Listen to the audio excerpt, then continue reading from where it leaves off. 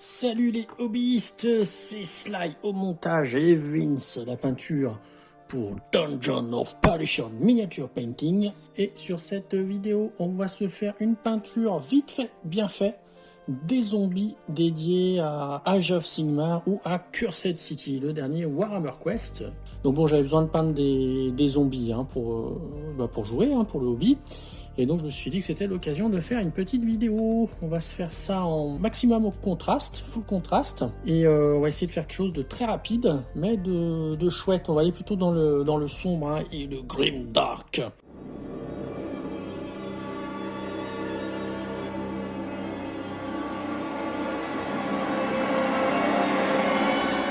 Pour commencer, j'ai utilisé une bombe de Grey Seer au lieu du Redbone pour avoir déjà une couleur un peu grisâtre et pas blanche et chaleureuse comme le Redbone. On est plus sur du gris un peu froid. Et j'ai déjà sélectionné des teintes de peau. Alors on va essayer de faire un petit peu des teintes différentes pour chaque zombie. J'ai sélectionné un Guilliman Flesh, un Apothecary White et pour une peau un peu plus décomposée et putride, un Plaguebearer Flesh. Lequel va être le plus putride? Celui-là a l'air d'avoir bien dérouillé, même les branches, les racines d'arbres qui sont passées au travers. Mais on va faire celui-ci en Plaguebearer Flesh. Je prends ma peinture directement dans le pot. Et puis allez, on fait toute la peau.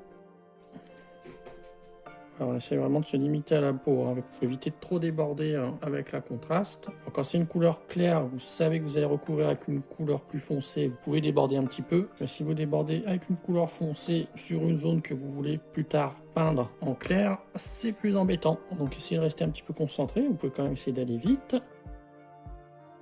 Donc ce que je vais faire, c'est que je vais tout peindre cette couche de base pour la peau hors caméra. On se retrouve quand ces couches de base sont peintes. Alors là, bon, j'ai bien déjà avancé la couleur de peau putride, le Plaguebearer Flesh sur ce premier zombie. Je voulais juste vous montrer un petit truc pour apporter un petit peu une teinte violette dans les blessures, pour faire une couleur de variation un peu différente. Je vais juste prendre du lamial médium, du contraste purple. Donc là, mon Plaguebearer n'est pas encore sec. Je secoue bien le lamial médium. Je vais aller chercher donc un peu de lamial médium comme ça au bout de mon pinceau. Et je vais en mettre sur les endroits où on peut voir des blessures, les blessures les plus graves, on va dire, parce que bon, ça reste un zombie. Donc j'en mets un petit peu comme ça, là où j'estime que je vais pouvoir travailler la carnation de la peau pour faire une couleur un peu bleutée, violette. Là où il y a vous voyez, les blessures, les trous dans la peau, comme ça.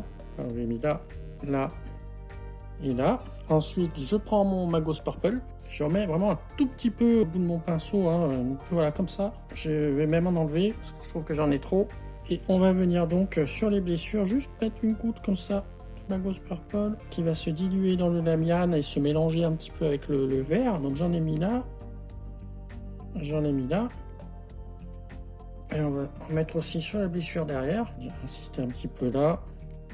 On voit que sur le visage aussi, là, il est bien abîmé. Alors, attendez, on va mettre un peu de l'amiane. Ici, là où il y a le trou dans le visage. Un peu de Magos Purple. On peut utiliser le Magos Purple pour faire ce genre de blessure, de différence de carnation sur la peau putride. On peut également utiliser du Volupus Pink, ce que je vais faire sur un des autres zombies. Allez, je poursuis la peinture de la peau des deux autres et on se retrouve pour la suite. Voilà où on en est après la peinture de la peau. Donc celle-ci en Guilliman Flesh avec les Ecchymoses en Volupus Pink. Celui-ci en Plaguebearer Flesh avec les Ecchymoses en Magos Purple. Et le dernier donc avec la peau couleur Apothecary White. Et les Ecchymoses donc en Magos Purple, cette fois-ci également. Maintenant, ce qu'on va faire, c'est qu'on va peindre les habits. On va commencer par la demoiselle, qui est, j'ai l'impression, en robe de nuit, avec un bonnet de nuit sur la tête. On va se faire ça en Agaros Dune. Allez, on attaque donc ce premier vêtement en Agaros Dune.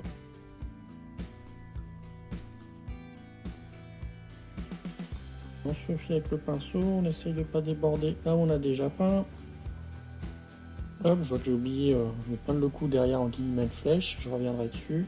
Là aussi la robe est trouée, je vais revenir en Guilliman Flesh. Donc pour elle, je vais tout faire de cette couleur. Eux, on a juste les pantalons à peindre, alors je vais en faire un en Snakebit Leather, couleur un peu cuir. L'autre en gris comme ça, en Basil Calum Grey. Et je peins les vêtements et on se retrouve pour la suite. Les vêtements sont peints, la jeune femme, plus très fraîche, hein, en agarose d'une. Ce petit monsieur en Snakebeat Glitter pour son pantalon devenu pantacourt. Pour celui-ci, donc, en Basilic Adam Grey. Maintenant, on va poursuivre la peinture. Ce que je vais faire, c'est que je vais commencer à peindre. Ils se baladent avec leur tombe. Vous voyez, elle est plantée hein, avec la plupart avec un pieu. Voilà, ici, il leur perce le cœur, a priori. Ça devait être pour éviter qu'ils se relèvent, mais ça n'a pas marché. Ils sont tous pareils avec un bout de cercueil et puis un bout de pierre tombale hein, sur le dos. On va peindre toutes les parties boisées, que ce soit les souches là avec les racines et puis le cercueil en lui-même. On va se faire ça en Gorgonta Fur.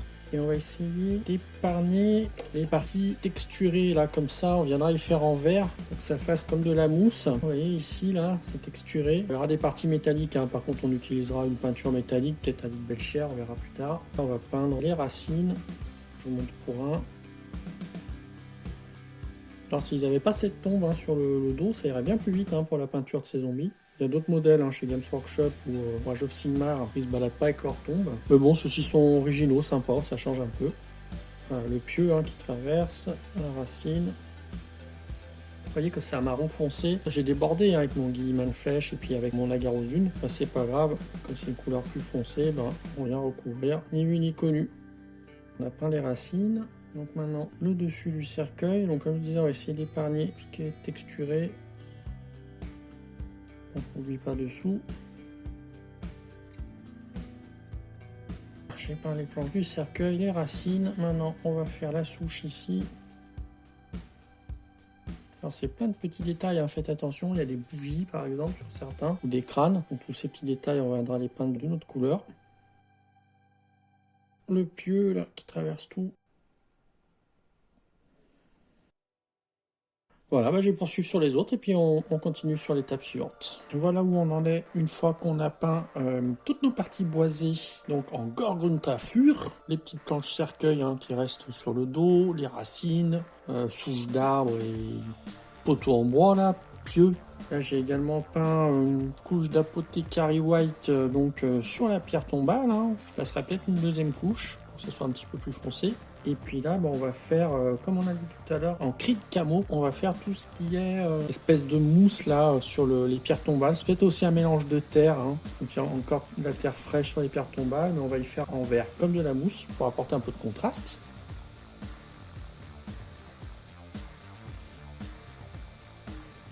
Il y a des roses, hein, il y a des fleurs, on viendra les peindre également en Blood Angel Reds. Là, c'est des feuilles aussi, justement, c'est des feuilles de roses. Donc, on met en camocride, aussi des brins d'herbe.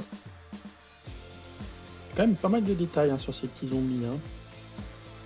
Il y a également le Blood Angel Red pour peindre les roses.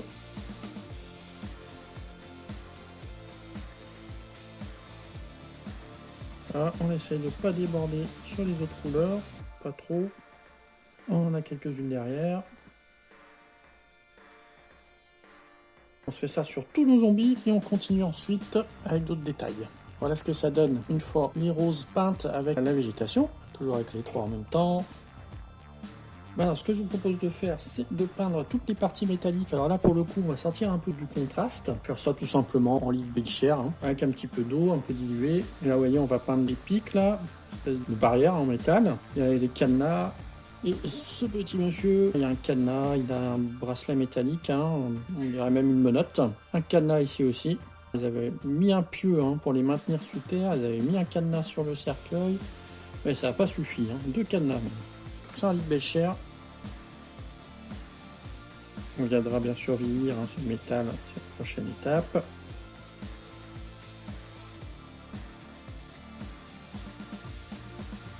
On va peindre aussi les crânes, des bougies, le parchemin et la corde autour du cou. Décidément, lui, c'était un condamné. Hein. On va se faire ça en Skeleton Horde, un beige clair, hein, qui va à la fois très bien pour tout ce qui est squelette, crâne, tout ça. On va par exemple ce petit crâne-là.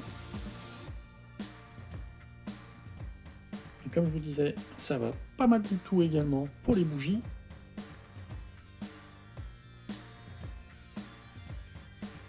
Les ombres se font vraiment bien, c'est vraiment sympa.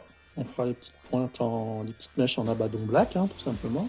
Mais ça rend très bien également pour tout ce qui est cordes, surtout qu'on viendra apporter encore une petite touche supplémentaire hein, d'ombrage, petite touche magique. Mais ça va très bien aussi pour tout ce qui est parchemin. Et oui, il est magique le Skeleton Horde. Il se fonce bien dans les creux, il reste bien clair, bien crème sur les reliefs. C'est un de mes contrastes, une de mes couleurs contrastes préférées. Indispensable dans votre palette. Allez, je termine cette couleur crème et le métal, et on se retrouve pour la suite. On a peint tous les petits détails sur nos zombies. En fait, ils sont plein de détails amusants, ces petits zombies. Je viens de me rendre compte qu'à ses pieds, celui-ci, il avait un petit rat. Donc du coup, que j'ai peint en Gorgontafur avec la queue en Volupus Pink. Et le petit rat est en train de tirer sur un bout de chair pour l'arracher. C'est vraiment bourré de détails. Par exemple, celle-ci, la barrière la métallique, traverse le cercueil et vient traverser sa tête de part en part. Alors, je découvre ces détails en les peignant en fait. On va faire la texture des socles. On va imaginer une terre humide, fraîchement retournée. On peut se mettre dans l'esprit qu'ils sont en train de sortir d'un cimetière. Donc on va faire un marron assez foncé, un Sigurd Brown, donc sur toute la texture. On va vraiment barbouiller l'entièreté de la texture de nos socles avec ce Sigurd Brown. Vous voyez, c'est un brun vraiment assez foncé. On va faire nos 3 socles, enfin tous nos socles, si vous en peignez 3, vous faites les 3. Si vous avez commencé unité de 10 figurines, on fera les 10. On fera également le contour des socles en abaddon black. Bon, je vous le montre pas, ça a que peu d'intérêt. On a terminé avec le Sigurd Brown, le contour des socles est fait. Donc à la limite, si vous voulez vraiment aller très très vite, vous pourriez arrêter là. Un petit passage d'Agrax-Orchard uniquement sur les parties métalliques. Mais maintenant, vous commencez à me connaître, j'aime bien aller toujours un tout petit peu plus loin. Même si on fait du rapide, du tabletop, et du tabletop plus. Ce qu'on va faire, c'est qu'on va grimdarkiser un petit peu tout ça. Je vous propose donc, pour aller plus loin, d'assombrir un petit peu toute la figurine et le socle avec un gros lavis d'Agrax-Orchard. Donc ça va un petit peu creuser toutes les ombres, marquer les reliefs et tout assombrir. L'Agrax-Orchard bien mélangé pour vraiment éviter qu'en séchant ils se mettent à briller. Et puis là, on va y aller un peu comme des bourrins. On va prendre notre palichon là. Ils sortent de terre, ils sont vraiment fraîchement sortis de terre, donc c'est pas étonnant qu'ils soient un petit peu plus foncés, crado et avec des teintes marron. C'est pour ça que je vais faire ce lavis d'Agrax-Orchard. Et donc vraiment on le fait de partout. Et ça va pousser un petit peu les contrastes sur tous les éléments. Et justement à propos de contraste, on a tendance en fait quand vous peignez à la contraste, c'est une peinture qui brille un peu quand on l'applique, et du coup parfois on laisse des trous, la couleur de la sous-couche, et ce gros lavis comme ça d'Agrax-Orchard va venir combler ces blancs qu'on a laissés. Vous voyez là j'en ai laissé, mais hop ça va tout cacher. On va être bien dans l'ambiance Cursed City, quelque chose de sombre, de gothique. Grimdark, c'est pas le propre à Warhammer 40 000, vous pouvez peindre dans ce style également à Age of Sigmar, même si c'est de la High Fantasy. Il y a moyen de faire des choses bien crades, proprement crades bien sûr, et d'avoir une ambiance bien plus lourde, bien plus sombre. On fait toutes nos figurines, des pieds à la tête ainsi que le socle, avec notre gros lavis. Après on attendra que ça sèche, et on rajoutera encore quelques éléments, quelques détails. Là il me plaît comme ça, là il est vraiment fraîchement déterré. Enfin, je sais pas ce que vous en pensez. N'hésitez pas à mettre dans les commentaires vos styles préférés, si vous préférez les zombies avant le lavis ou après le lavis. N'hésitez pas à donner votre avis et des suggestions bien sûr. Allez, on se fait tous nos personnages comme ça, et on se retrouve pour la suite. Et voilà où on en est. Une fois que notre Agrax-Orchard a quasiment séché, les figurines ont pris une autre dimension, quelque chose vraiment de tout droit sorti d'un film d'horreur. Plutôt content du résultat, la couleur de la terre est juste parfaite. On va encore améliorer ça, aller un petit peu plus vers le détail qui tue. Moi je vous propose de rajouter de la terre qui tache les robes, les vêtements, la peau. Pour faire cette terre, on va tout simplement utiliser du pigment. Donc là j'utilise celui-ci, le Middle Earth de chez Green Stuff World. On se met un petit sopalin pour protéger l'espace de travail, parce que le pigment s'attache, c'est assez poussiéreux, assez volatile. Je prends un vieux pinceau, celui-ci par exemple. Je ne veux pas en mettre de partout, c'est juste vraiment pour apporter quelques taches. Donc je le sors du pot, je l'écrase comme ça avec mon pinceau. On ne veut pas texturer avec notre pigment, on veut tacher, apporter une espèce de poussière, quelque chose de plus réaliste. Et juste tapoter un petit peu aux endroits où on estime que un peu de terre, un peu de poussière a pu s'accumuler. Sur le bas de la robe, qui est du traîné, patauger pour se sortir de sa tombe. Ça a pu s'accumuler un petit peu ici, là, dans les creux là, sur le haut. Juste quelques petites touches, un petit peu là, comme ça, sur le vêtement. On tapote un peu pour faire tomber comme ça l'excédent. Et voilà ce que ça donne avec le pigment. Voilà, ça rajoute une touche de réalisme. On peut aussi effectivement mettre sur le socle, tapoter un petit peu de pigment sur le socle, on fait un rappel de la couleur de la terre.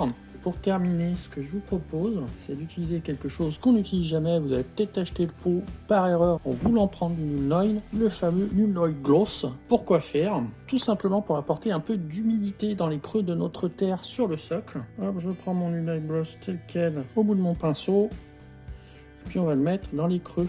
On ne met pas partout, hein, vous badigeonnez pas, mais comme ça à quelques endroits éparses. Et comme ça on obtient une terre un petit peu humide, spongieuse et peu ragoûtante. On ne sait pas, hein, peut-être que c'est de l'humidité, du sang ou d'autres fluides corporels. Puis allez, une dernière toute petite touche et on aura vraiment terminé. On va rediriger le regard sur le visage tout simplement avec une méthode d'escroc. On va utiliser un vert bien flashy pour peindre l'œil. Ça évoquera tout simplement une sombre magie qui est à l'œuvre sur ce zombie. On va essayer de faire un tout petit point, j'essaie de pas trop me vautrer dans le moment critique. Ça c'est fait, et on a notre œil brillant d'une magie démoniaque. Et écoutez, je crois que nos zombies sont terminés, hein. Une fois que vous les avez tous faits comme ça, hein, vous apportez un peu de pigment, un peu d'humidité, le petit œil qui brille d'une lueur verte magnifique, et ça sera parfait. Voilà, j'ai celui-ci là, que j'avais avancé un petit peu également, qui est terminé. Il brille un petit peu parce que j'ai mis une couche de vernis pour fixer un peu le pigment. J'ai utilisé le Munitorum Varnish en bombe, hein, appliqué d'assez loin, hein, parce que si vous mettez trop près avec la pression, hein, ça va souffler le pigment. J'étais peut-être à 45 ou 50 cm. C'est terminé pour ce tuto zombie fraîchement déterré. Si ça vous a plu, comme d'habitude, lâchez-nous un gros pouce vers le haut. Comme je vous le disais tout à l'heure, n'hésitez pas également à commenter si vous avez des suggestions, des questions. J'y répondrai avec plaisir. Et si vous souhaitez supporter notre chaîne et découvrir toujours plus de tutos et aller toujours plus loin avec nous, n'hésitez pas à vous abonner. Et je vous dis à bientôt sur Dungeon of Perdition Miniature Painting.